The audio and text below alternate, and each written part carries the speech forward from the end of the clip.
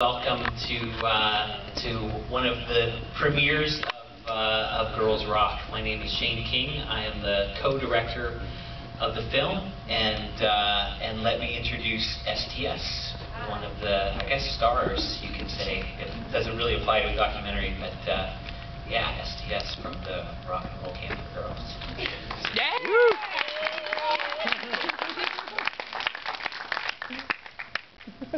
So we're here for a Q&A, so if you have any Q's for us, we'll give you some A's. Yes? How do you guys come up with this idea? All right, for those of you in the back, the question was, how did we come up with the idea? For the camp or for the movie? The movie. For the movie. Yeah, so me and my partner on the film, Arnie Johnson, he was... he's a huge fan of the band Sleater Kinney, who Carrie Brownstein is the guitar player for, because she works at the camp.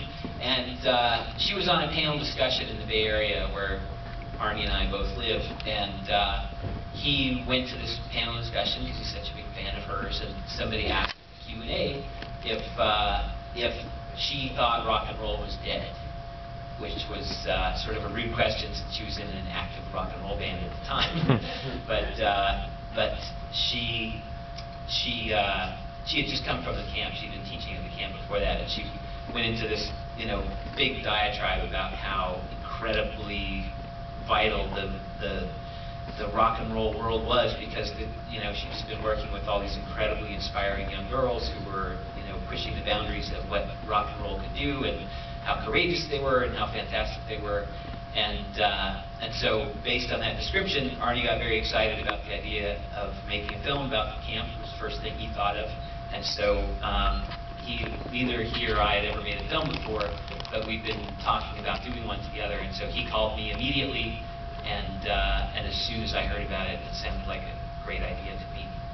And yeah, we didn't really understand what the camp was about. We sort of imagined it as this sort of rock star factory that these cute little girls went in, and then out the other side came like these wailing she demons that were guitar aficionados and sang perfectly on key or whatever. And so there was a big education for us what the camp was really about, and once we learned what it was actually about, we became much more passionate and serious about the need to make the movie. Yeah. How long were you actually there filming at the camp? Were you there for one session or many? We only shot in 2005 there was only one session. Now there's going to be 4 sessions, 4 weeks this summer. And so we were there for just 1 week.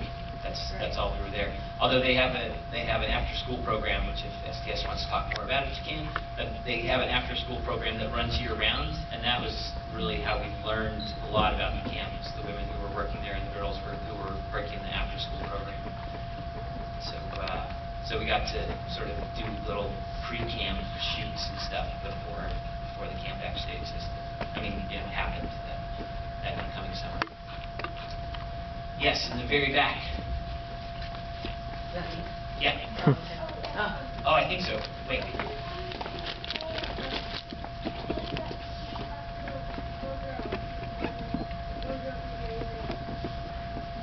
I couldn't quite do it. Ah. Okay. Did everybody hear it? Yes. Why did we, or what the question was, why did we only choose 4 girls and not 1 girl from every band who was at the camp? Because there were 25 bands. And that's a very good question. And we actually did. We met about 25 girls before the camp started. And I guess we felt like in order to get a sort of a deeper understanding of what it was like to be a girl, because that's me and the guy who I made the movie with have never experienced being a girl. We didn't know anything about being a girl. And we found that as we were interviewing these girls, we were learning a huge amount about what it was like to be a girl, and it was pretty fascinating to us, and sort of, you know, all this tragedy and heroism and stuff that we had no idea was going on with these girls.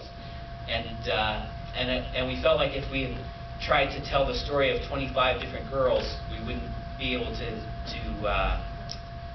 like plumb any emotional depths. You know, it'd be hard to convey the depth of what we saw going on, spending just a little bit of time with a whole lot of girls.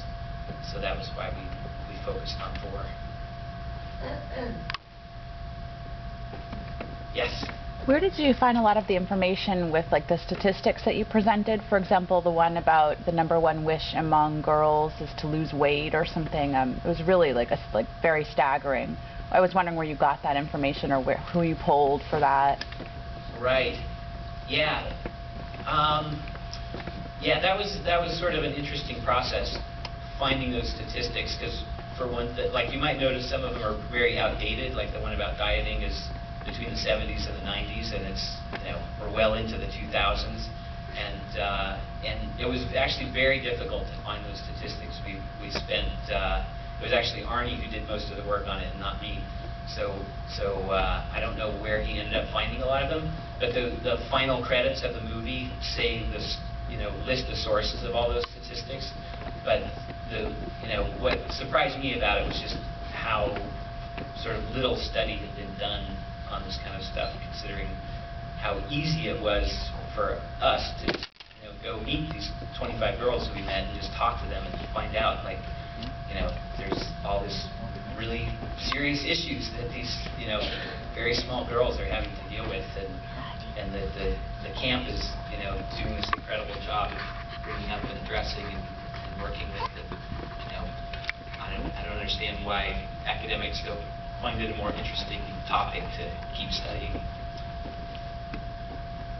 Do you have anything to? No, I'm enjoying it. Feel free. Yeah.